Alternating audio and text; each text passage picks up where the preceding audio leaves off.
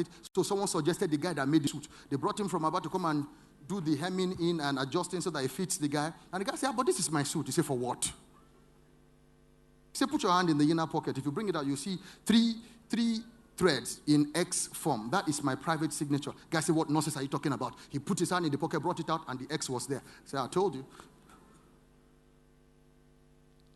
But there's something wrong with us. Are you still here, my friends? Let me tell you, I'm a firm believer. I may be wrong, but like I said, I just talk my own. Nigerian problems are made in Nigeria. Only Nigerian solutions can solve them.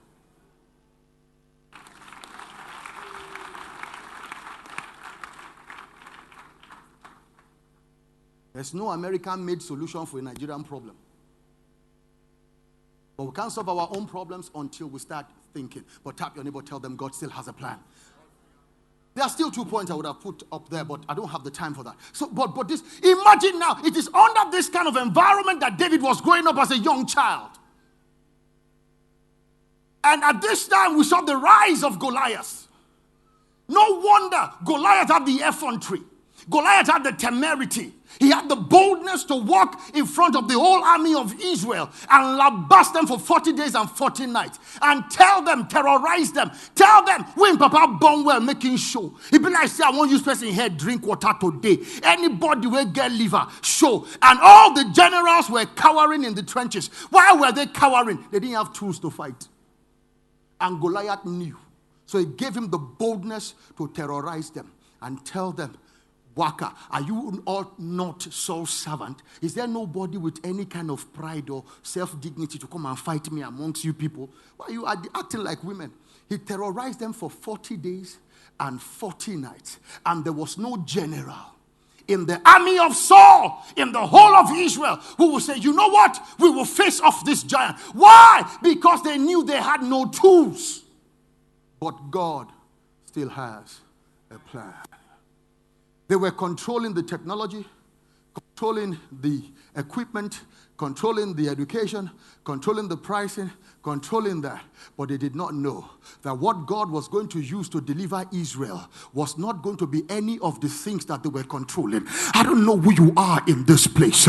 There may be things in your life that has not gone well. There may be things that has not favored you. But what God is going to use to lift you, what God is going to use to deliver you, what God is going to raise you to the place of your destiny, the devil will not see it. Help me slap two people a high five and tell them from me, they won't see you coming. They won't see you coming. They won't see you coming. By the time they know what's happening, you are already in the place of destiny. By the time they know what's happening, you are already in the place of purpose. Do you hear what I'm saying? Because God still has a plan. What God is going to use, the devil has no idea. The Philistines thought they were in charge.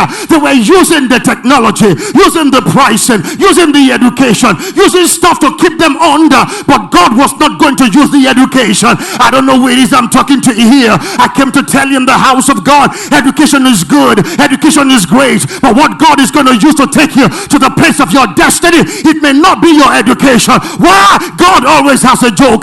God always has a plan. He knows we're already educationally disadvantaged, so he's not going to pull all his eggs in one basket. That's why your gift is always in a set. God never gives one person only one gift. If he gives you the ability to preach, he puts a bit of singing there, put a bit of prayer there, a bit of worship there. Whatever your gift is, child of God, I challenge you this morning, look at it critically and you will realize that your gift is always in a set. And if the devil is controlling one or two, there's still one that is not aware of.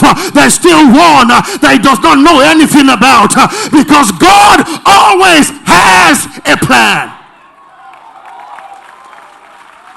God always has a plan. David was growing up under this oppressive regime of the Philistines. Just like some of you are growing up in a bad economy. Just like some of you are growing up in a recession. Just like some of you are growing up in a country where we say nothing works.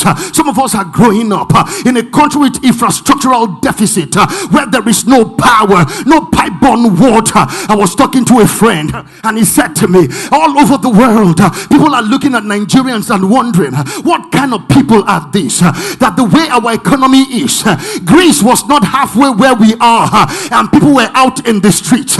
They were protesting. They were killing themselves. They broke out in violence. He said, but we watch you guys. You still throw parties. You still carry on as if there's nothing.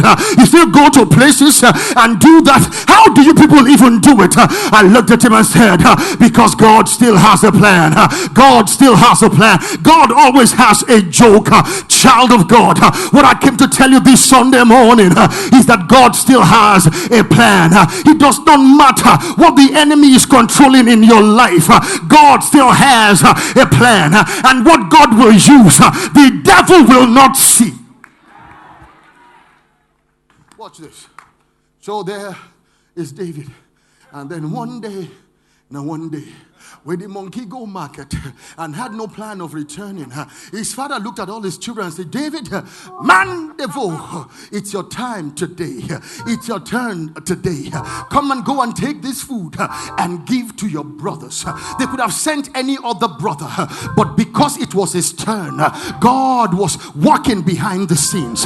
Hear me, child of God. That's why you must not despise the thing that connects you to the thing that connects you to your destiny. Oh yes, oh yes, oh yes. Oh yes, oh yes, oh yes. It was the sending to go and give food that was the thing that connected him to the thing where he heard that someone was abusing the Israelite army, that led to him saying, I will go and take down this Philistine. Be careful. It may come like a menial job. It may come like something unattractive.